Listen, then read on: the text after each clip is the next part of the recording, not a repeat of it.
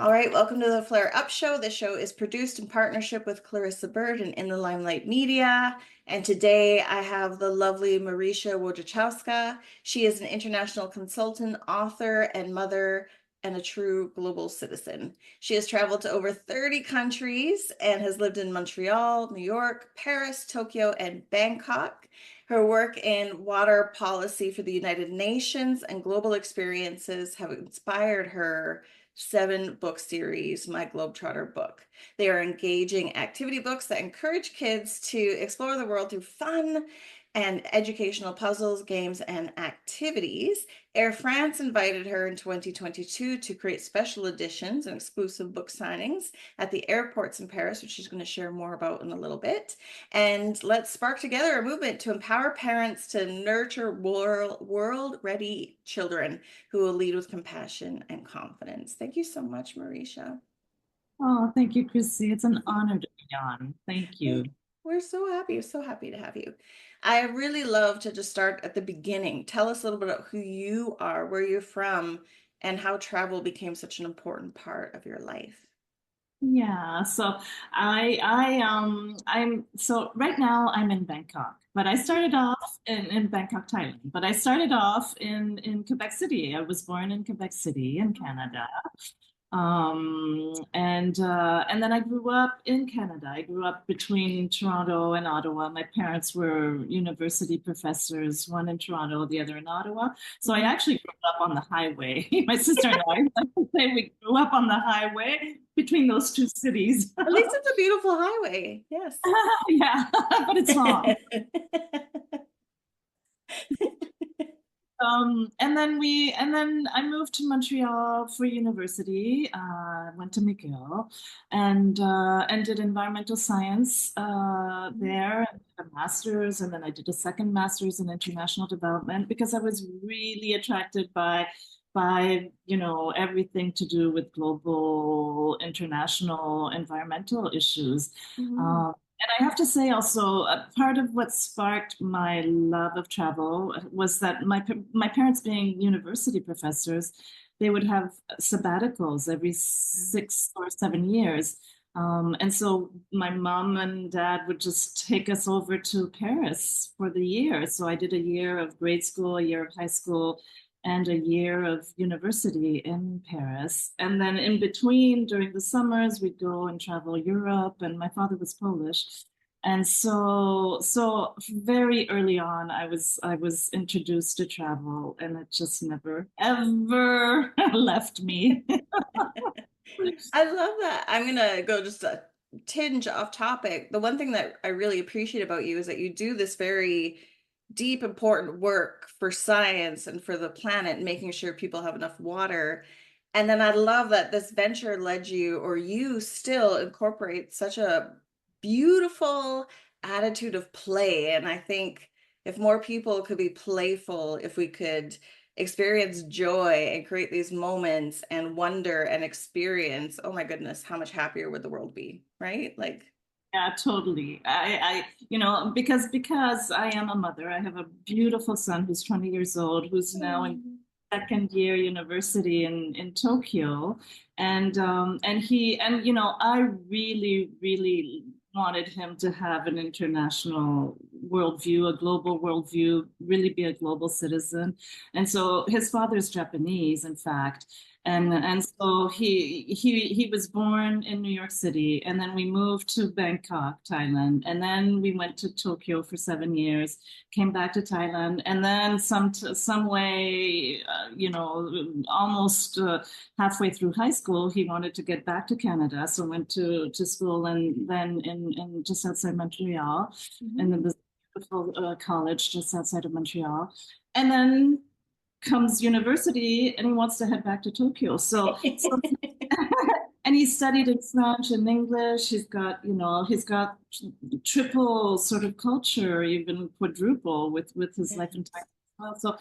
So it was really important for me for him to have that and for in order to do that, I of course for kids, it has to be fun, it has to be joyful, and it has to be sparking wonder and excitement about the world. Mhm. And is this what inspired you to create these Globetrotter books? Is it specifically the effect that it could have on children and open their eyes to possibilities, where things that maybe some of us who didn't have that experience or that exposure to, maybe we thought there was limited opportunities, but to hear the way that you live and the way your son has grasped opportunities, it sounds like it really brings a bit of ease and excitement into understanding the world. Exactly. And that's really what I tried to achieve with the books. The books, I have six titles in this series, the My Globetrotter series. And this is the title on New York, but they're all very graphic, they're puzzles, Mhm. games, and for kids to really discover the world on their own terms. And I go beyond just like this is the Statue of Liberty. I try to really expose them to the culture and to have them discover it in a fun way, in a playful way, with games and activities, and so like and so what I mean by culture, it's food. It's for my book on Tokyo. I have a page on how to be polite in Tokyo, or what's what are some of the things in a kid's life in Japan that tourists won't be able to see. Like for instance, every child has at home it's a sort of sanctuary. It's not, I mean, the whole family has the sanctuary in the house where they honor their ancestors. You Oh. know, foreigners wouldn't know that about a Japanese household. Japanese kids all have the same cartable, the same what do you what do you call it that you take to school that you put your books in? Oh, yeah, your binder, like your school book, your backpack. Backpack. They Yeah. all have this. It's called a rantosoru, I think it's called in Japanese, but they all have the same one. And so, and these are the types of things that foreigners wouldn't necessarily pick up on, or kids wouldn't. So I really try to make it accessible to kids, to make it fun for kids to learn about the world, because I'm really convinced that if you know more about the world, you'll be better prepared, for the future, and you'll be able to connect better with the Yeah. world, be able to understand the world better, and to build those bridges that are so essential when you look at it from a bigger macro perspective, of course.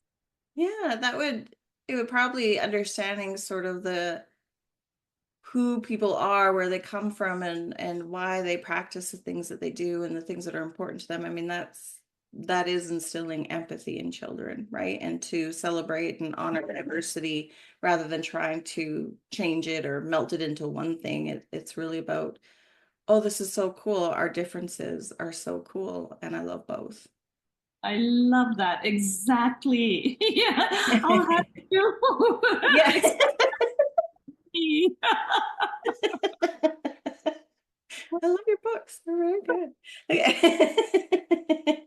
So, and they are super special. So tell us about, they're so special that Air France actually asked you to do something special for them. So can you share a bit about that and some special moments from that time? So that was really exciting because this idea came to me and I started working on it. And then I started with the first title. My first title was Tokyo, in fact. And then I had a girlfriend who introduced me to a distributor, and they were here in Thailand, actually. And so they're like, yeah, that's fun. Tokyo's great, but we'd like one on Bangkok. So then I started doing one on Bangkok. And then it Mhm. just sort of snowballed from there, right? And until eventually, Air France, I had a meeting with them at the airport in Charles de Gaulle one day, thanks to a very good friend, and they were super interested, and they asked me to do special editions. So we did a special edition on Paris and New York, and then we did and then they invited me to do a book signing at the airport, an exclusive book signing, in the VIP lounges of Oh, the two airports in Paris. So it was really incredible, because from this little spark of idea of doing these books, here I am signing the books all by myself on this huge table in the middle of the lounge and their flagship lounge at the airport of Charles de Gaulle and Passy. It was just incredible. that's so beautiful. Do you, now that your books are out there and people all over the world are reading them, are you starting to receive stories or feedback from people about how this has changed their perspectives or has inspired them to start traveling? Yeah, I mean, and that's actually a good point that you raised because, in fact, the books are not only for, especially, I launched them in what was it, September 2019, I think, and then Mhm. do you remember what COVID. happened in March? So travel books You're are not not going anywhere. Yeah. for a couple of years. It was pretty lousy timing. But then, so then, and then but the thing is that they're really also designed for families who can't travel, who can't, I'm very conscious that not everyone can get on a plane to Singapore or to Tokyo or to Yes. Paris.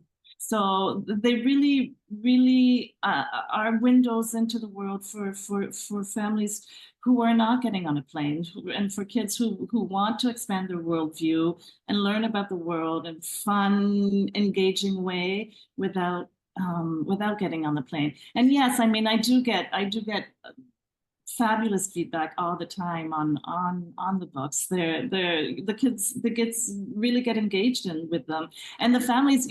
So for instance, when I was doing those book signings at the airports in Paris, and the parents were getting the book, and or the kids were getting the book right away, they'd get like start playing the games and start reading them, and the parents, I could see the parents go, I'm about to get on this huge long flight, and at least I have a couple of minutes, and if not an hour ahead of me with my kid being engaged, and so Mm. it's lovely. Yes, yes, and you know what I always get also is that people learn a lot from the Yes. book, and that actually I'm the first one to learn every time I'm creating a new title. Of course, the research that goes into it. So five of the titles that I've written so far have been cities that I have lived in, Mhm. but Singapore is one of my titles, and while it's a city that I've often gone to and had professional dealings in, it's not a city that I have lived in. So of course, the amount of research. Uh, Even for the cities that I've lived in, when you live in a city, you don't necessarily see it through the eyes of someone who's trying to learn about it, right? You're living in it. So I put a lot of research into each book, and I'm the first one to learn from my books, but I know a lot of families tell me that they learn a lot from my books too. Yes, I love that. I know your next title is going to be Bali, correct? I have ballet Oh, Bali's, planned. yes. And then you I, have, can you tell us actually, because you're creating a book that's the same but a little bit different. Can you tell us a little bit about the city within? yeah, The Journey Within. So The Journey Within is a book actually that's already published. Is It's it? Oh, sorry. I'm so sorry. That's terrible. okay. That's okay. It's here it is. Look, There it is. here it Yes. Yes, tell us. So this one actually came about because I was so here we are. We're 2020 and no one's flying. And I stumbled upon this extraordinary technology for cellular health.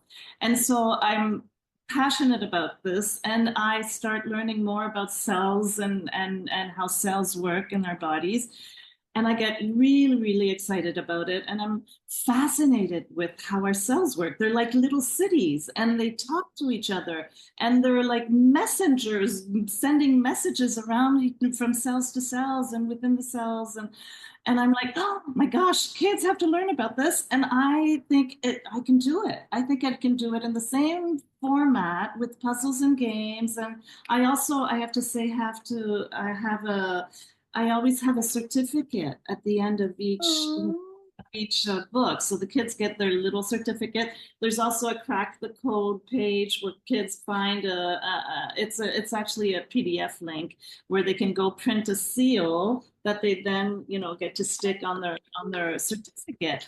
But so I get really excited about the cells, and I write a book about cells and cellular health, and for me, the approach I have about that is really just as we can explore the world around us, and the world around us is even within each of our communities. Most of our communities, we're going to be crossing paths with cultures at school or in the shopping mall or wherever we're going. We're going to meet people of different cultures, of who are Buddhist, who are Muslim, who are of these different countries.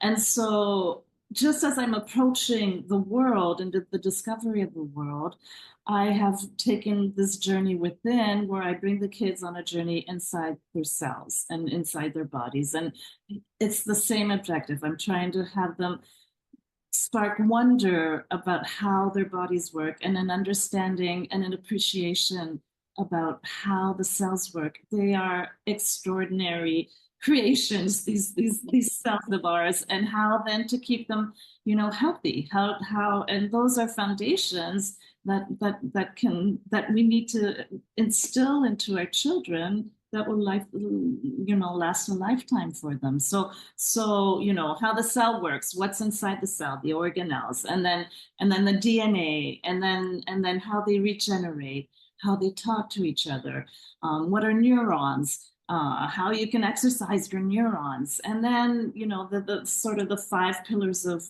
cellular health, which are, for me, hydration, nutrition, movement, sleep. And my last page is on the power of the mind in the Neuroplasticity. yeah. I love it. I love it. I love it. I love that. To me, the word that comes to mind when I think about what you're doing, both like within the body and with the world and different countries, is like you're highlighting that we're actually part of a community, and we have a community inside us. There's a community around us.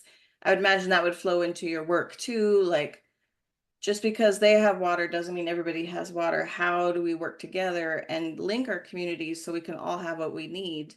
And that's what's so beautiful about your books too. It's like sometimes we think, oh, that's so far away from what I know or what I experience. But when we get sort of close and personal with it, we're like, oh, we share this planet together. We have to look out for each other, right? Right, that's right. And then that's exactly, I mean, my whole work on water policy and water security with the United Nations and other different international clients, and entities that I work with, mostly here in Asia. Um, it's all about, water connects us all. Water flows through everything we do, everything we touch, through our cells, through our bodies, through our rivers, we're connected, through the atmosphere, we're connected, through food. Food and Mhm. water security is so important, and such a key component of looking at how to share that resource and how to manage it.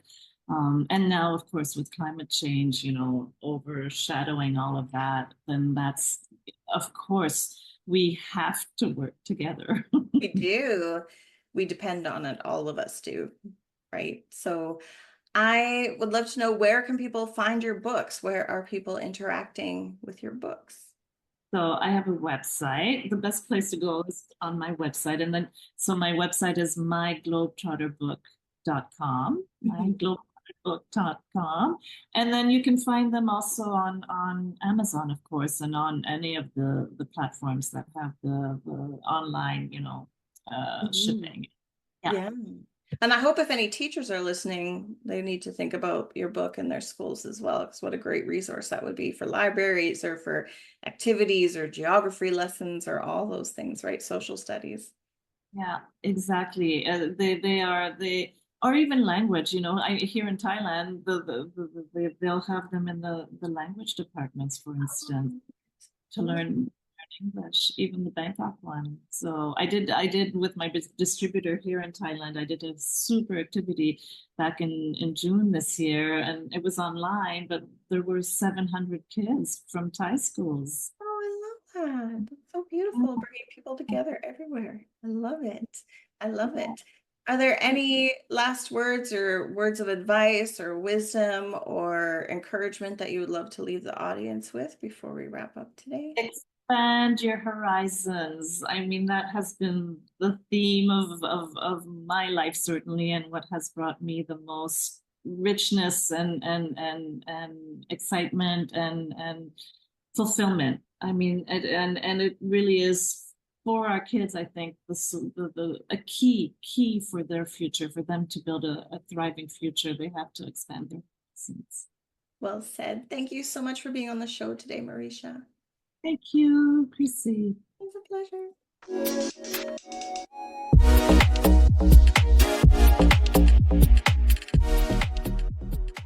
Thank you again for tuning into this very special episode of the Flare Up Show. I'm your host, Chrissy Cordingley, and a big special thanks to our production partner, Clarissa Burt, and In the Limelight Media. If you'd like to check out the video version of this show, please check out our YouTube channels. Just search for In the